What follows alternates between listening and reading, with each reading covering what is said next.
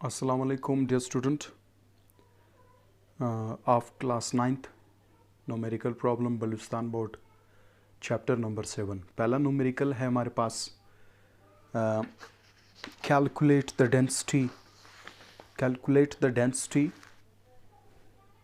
of 200 kg of an object measuring 8 meter 5 meter and 4 meter। सो एक object है हमारे पास जिसका मास है 200 kg और उसका वॉल्यूम इसने तीन जो हमारे पास सेगमेंट्स है, सेगमेंट से मुराद ये हैं यहाँ पर इसको स्प्लिट किया हुआ है वॉल्यूम को, जिसके लेंथ है हमारे पास, बेस हैं, विड्थ हैं, इन तीनों को मल्टीप्लाई करके हमारे पास ये वॉल्यूम बनेगा। इसने हमारे पास क्या किया हुआ है, इसको स्प्लिट किया हुआ है। ठीक है, ये वॉल्यूम है और ये मास है, कैलकुलेट करना है डेंसिटी।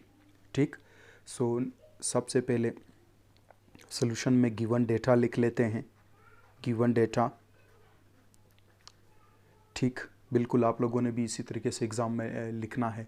यहाँ पर सॉल्यूशन का हेडिंग मैंने दिया है, यहाँ पर ये सॉल्यूशन है। सो उसके बाद आपने ये स्टार्ट करना है गिवन डेटा। गिवन डेटा में हमारे पास मास दिया हुआ है, तो मास लिख लेते हैं। हमारे पास मास को स्मॉल m से डिनोट करते हैं। सो ये हमारे पास कितना है, 200 kg है मास। ठीक, एक ऑब्जेक्ट है, सही। इसी तरीके से इसका जो वॉल्यूम गिवन है, volume is equal to,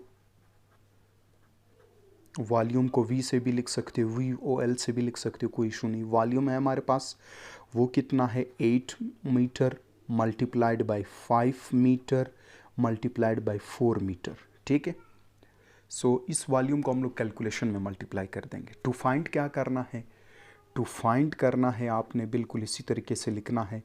to find क्या मालूम करना है, टू फाइंड करना है डेंसिटी। डेंसिटी को मालूम करना है, जो हम लोगों ने रो से रिप्रेजेंट किया था। ठीक है, सही।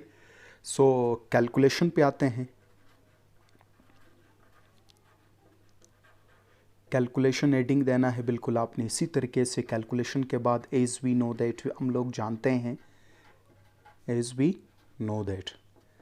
सो क्या था हमारे पास, density is equal to mass per unit volume. Mass per unit volume, यहाँ पर हमारे पास वॉल्यूम क्या है, वॉल्यूम है हमारे पास 8 meter multiplied by 5 meter multiplied by 4 metre.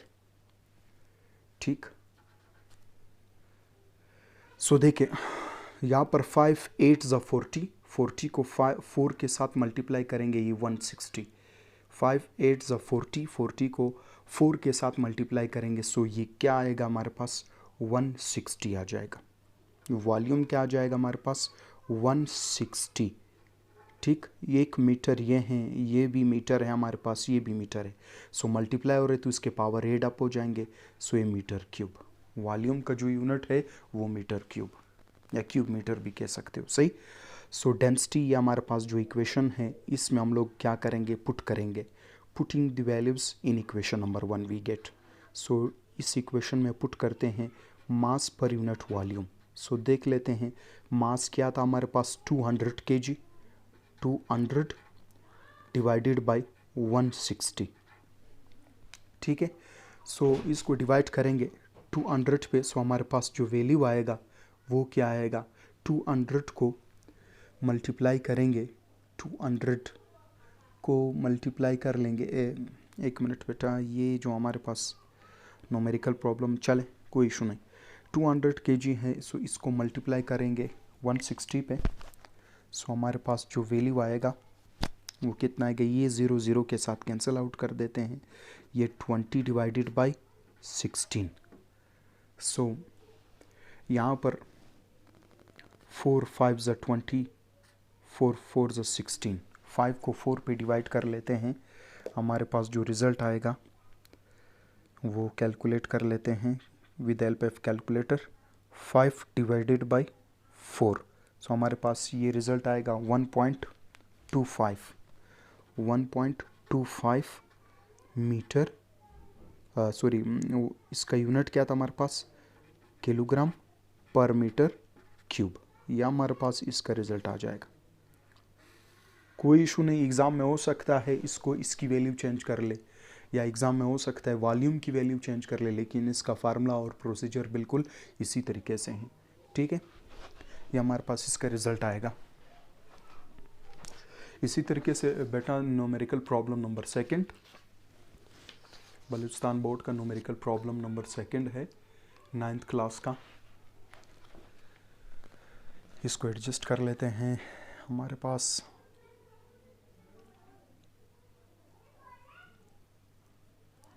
बिल्कुल सही न्यूमेरिकल प्रॉब्लम है हमारे पास सेकंड। वो क्या कह रहे हैं हमारे पास, वो कह रहे हैं a solid sphere of radius 1.5 meter. एक सॉलिड ऑब्जेक्ट है जिसका जो रेडियस है वो कितना है, 1.5 मीटर है, 1.5 सेंटीमीटर है, सॉरी ये सेंटीमीटर में गिवन है, 1.5 सेंटीमीटर। ठीक, and mass of this spherical object is 0.038 kilogram. What is density of sphere, इसकी डेंसिटी क्या होगी स्फेरिकल ऑब्जेक्ट की। सो उसी तरीके से हमारे पास क्या है कैलकुलेशन में, सबसे पहले गिवन डेटा, सॉल्यूशन में गिवन डेटा लिख लिया। ठीक, गिवन डेटा के बाद आपने लिखना है, गिवन डेटा में हमारे पास जो रेडियस ऑफ दिया हुआ है, radius of spherical object, radius को स्मॉल आर से डिनोट करते हैं, वो 1.5 सेंटीमीटर है। इस 1.5 सेंटीमीटर को मीटर में कन्वर्ट कर लेते हैं यहाँ पर। ठीक, जगह की कमी की वजह से इसी यहाँ पर कोई इशू नहीं, गिवन डेटा में आप इसको सॉल्व कर सकते हो। सो 1.5 को डिवाइड करना है 100 पे, क्योंकि इसको मीटर में कन्वर्ट करना है। सो हमारे पास जो रिज़ल्ट आएगा वो 0.015। जब 1.5 को बेटा डिवाइड करेंगे 100 पे, क्योंकि 1 metre is equal to 100 centimetre.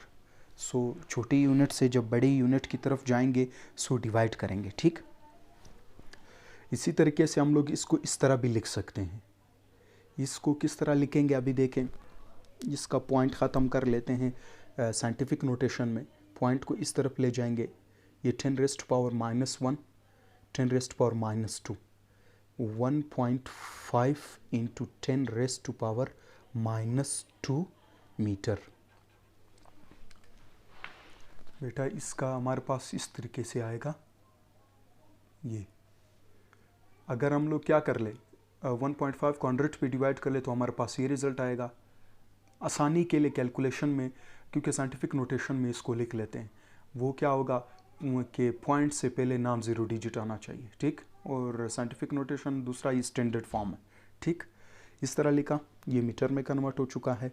अभी क्या चीज़ है हमारे पास, वो कह रहे हैं कि मास गिवन है। मास क्या है हमारे पास, mass is equal to small m से डिनोट करते हैं। मास हमारे पास है 0.038 किलोग्राम। ऑलरेडी 1 किलोग्राम में गिवन है, चाहे पॉइंट में हो या ना हो, किलोग्राम में गिवन है। अगर 1 ग्राम में होता तो हम लोग इसको किलोग्राम में कन्वर्ट कर देते, ये ऑलरेडी स्टैंडर्ड यूनिट में दिया हुआ है। सही, इसी तरीके से वॉल्यूम, देयरफॉर यहाँ पर लिख लेते हैं कि देयरफॉर वॉल्यूम ऑफ कोई भी स्फेरिकल ऑब्जेक्ट है, वॉल्यूम ऑफ स्फेरिकल ऑब्जेक्ट, चले SPHERI कर लेते हैं। स्फेरिकल ऑब्जेक्ट, कोई भी स्फेरिकल ऑब्जेक्ट है बेटा, स्मॉल हो, बड़ा हो, लार्ज हो, लेकिन इसकी स्फेरिकल ऑब्जेक्ट की वॉल्यूम का जो फार्मूला है वो हमारे पास है 4/3। स्फेरिकल ऑब्जेक्ट की वॉल्यूम का जो फार्मूला है वो कितना है, 4/3 पाई आर क्यूब, क्योंकि वॉल्यूम की बात हो रही। कोई भी बेटा हमारे पास स्फेरिकल ऑब्जेक्ट हैं, इसका वॉल्यूम का जो फार्मूला है वो हमारे पास 4/3 पाई आर क्यूब। ठीक है, ये इसका फार्मूला है। सही, सो क्या करना है हम लोगों ने, टू फाइंड क्या करना है, टू फाइंड हम लोगों ने करना है डेंसिटी की वैल्यू। ठीक है, टू फाइंड क्या करना है, टू फाइंड हमारे पास डेंसिटी डेंसिटी की वैल्यू कैलकुलेट करना है। सो कैलकुलेशन पे आते हैं। इसी तरीके से आप लोगों ने बिल्कुल इसी तरीके से हेडिंग देना है, ठीक। यहाँ पर हम लोगों ने लिखना है एज वी नो दैट, क्योंकि हम लोग जानते हैं कि डेंसिटी का जो फार्मूला है वो हमारे पास क्या है, मास पर यूनिट वॉल्यूम, ठीक। अभी देखते हैं यहाँ पर मास की वैल्यू तो एग्जैक्ट गिवन है हमारे पास, ये वाली वैल्यू, और दूसरी हमारे पास जो वॉल्यूम है, इस वॉल्यूम को हम लोगों ने पहले सॉल्व करना है। अभी देखते हैं किस तरह सॉल्व करेंगे। यहाँ पर जो हम लोगों ने लिखा था इधर, यहाँ पर वॉल्यूम कोई भी स्फेरिकल ऑब्जेक्ट है उसका फार्मूला पुट किया, लेकिन डेटा में हमारे पास जो रेडियस गिवन है वो हम लोगों ने कैलकुलेट किया तो वो ये है। तो क्या करना है, सबसे पहले वॉल्यूम की वैल्यू फाइंड आउट करनी है। इसमें हम लोगों ने क्या पुट करना है, इस आर की वैल्यू पुट करके सॉल्व करना है, ठीक। सो इस आर की वैल्यू को सॉल्व करेंगे। सो वॉल्यूम को कैलकुलेट करते हैं। So volume is equal to volume 4/3, pi की वैल्यू हमारे पास, चले पहले लिख लेते हैं पाई आर क्यूब, ठीक। इसको सॉल्व कर लेते हैं। 4/3 पाई की वैल्यू है हमारे पास 3.14 लिख लेते हैं, सही। और आर की वैल्यू, ये हमारे पास आर ये है, ये आर की वैल्यू है, ये कितना है हमारे पास 1.5 इंटू 10⁻⁻², ठीक है। और आर की पावर 3 है, क्योंकि हमारे पास स्फेरिकल ऑब्जेक्ट हैं, सो रेडियस की जो पावर है हमारे पास वो 3 है, सही। इसको एज इट इज़ लिख लेते हैं, इसको एज इट इज़ लिख लेते हैं 4/3, ये 3.14 को भी एज इट इज़ लिख लेते हैं। अभी इसको सॉल्व कर लेते हैं। अभी देखें ये जो पावर आ रहा है ये सब का है, ठीक। सो ये 1.5 को 3 टाइम्स जब मल्टीप्लाई करेंगे, सो हमारे पास जो वैल्यू आएगा 1.5 को 3 टाइम्स मल्टीप्लाई करेंगे, इसका रिजल्ट लिख लेंगे, वो तो आ जाएगा हमारे पास 3.375। कैलकुलेटर की मदद से आप क्या करेंगे, 1.5 को 3 टाइम्स मल्टीप्लाई करेंगे। इधर आते हैं, अभी ये पावर का पावर आ रहा है बेटा इस तरीके से, अगर a की पावर 2 है और इसका पावर कोई और आ रहा है, सो डायरेक्ट आपने इसके साथ मल्टीप्लाई करना है। सो 2 3 6, ठीक है। इस तरीके से पावर का पावर अगर आ जाए तो डायरेक्ट मल्टीप्लाई करेंगे, सही। सो ये 10⁻⁻6 आ जाएगा। अभी क्या करेंगे, अभी इसको सॉल्व कर लेते हैं विद हेल्प ऑफ कैलकुलेटर। क्या करना है, सबसे पहले कैलकुलेटर की मदद से इसको सॉल्व कर लेते हैं। हमारे पास चलिए इसकी भी वैल्यू लिख लेते हैं। 3.14/3 की वैल्यू 4/3, इसका वैल्यू आ जाएगा 1.33। चले 1.4 कर लेते हैं, 1.34 कर लेते हैं, सही, क्योंकि 3 यार रिपीट हो रहा है, इसको लिख सकते हैं। अभी चले एक स्टेप कर लेते हैं, 3.14 एज इट इज़, अभी 3.375 एज इट इज़, 10⁻⁻6 को एज इट इज़ लिखा, सही। अभी देखते हैं कि हमारे पास क्या ये फ़िलहाल वॉल्यूम चल रहा है, ठीक है। सो क्या करना है, इसको मल्टीप्लाई कर लेते, 1.34 मल्टीप्लाइड बाय 3.14 मल्टीप्लाइड बाय 3.375। हमारे पास जो रिज़ल्ट आया वो क्या रिज़ल्ट आया है, वो ये है। क्या रिज़ल्ट आया हमारे पास, इसकी वैल्यू कैलकुलेट करके 14.14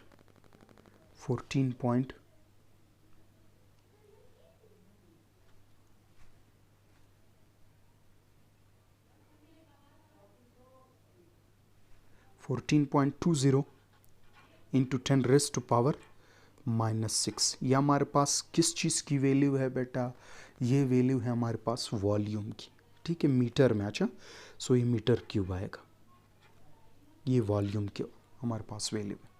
यहाँ से हम लोगों ने क्या कैलकुलेट किया, ये कैलकुलेशन के अंदर, क्योंकि डायरेक्ट वॉल्यूम गिवन नहीं था, क्योंकि स्फेरिकल ऑब्जेक्ट था, सिर्फ आर की वैल्यू गिवन थी। इस आर की वैल्यू इस पूरे फार्मूले में कैलकुलेट करके हमारे पास वॉल्यूम ये आया, ठीक है। अभी क्या मालूम करना है, डेंसिटी मालूम करना है। सो डेंसिटी के लिए हमारे पास क्या है, डेंसिटी के लिए तो डेंसिटी को मालूम करते हैं कि मास पर यूनिट वॉल्यूम वो किस चीज़ की इक्वल है बेटा, यहाँ पर मास की वैल्यू है 0.038 किलोग्राम, 0.038 किलोग्राम है, लिखने की ज़रूरत नहीं है, लास्ट में लिखेंगे। और वॉल्यूम क्या है हमारे पास 14.20, सही।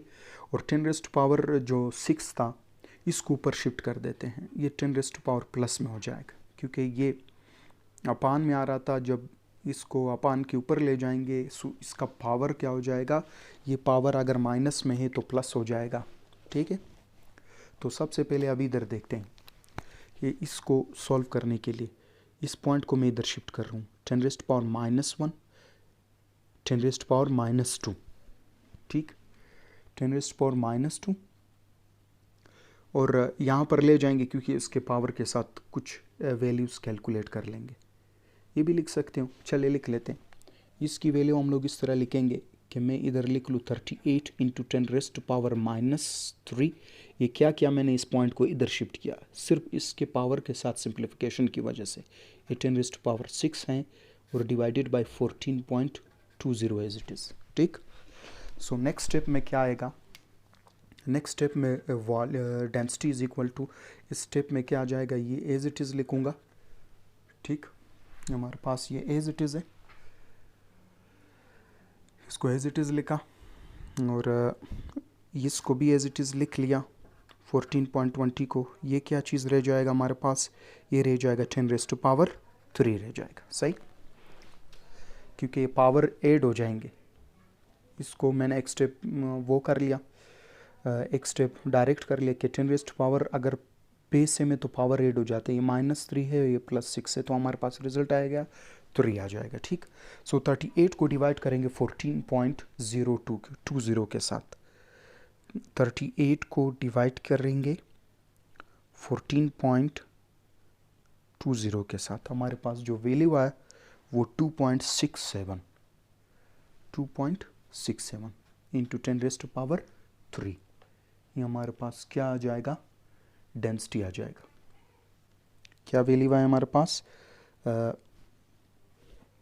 2.67, इसको 8 भी लिख सकते हैं, इसको 8 भी लिख सकते हैं क्योंकि 7.67, इसको 8 कर लेते हैं, 2.68 और क्या चीज़ है, इंटू 10 रेस्ट पावर 3 है, और यहाँ पर किलोग्राम आप लिख सकते हो, हाँ आप किलोग्राम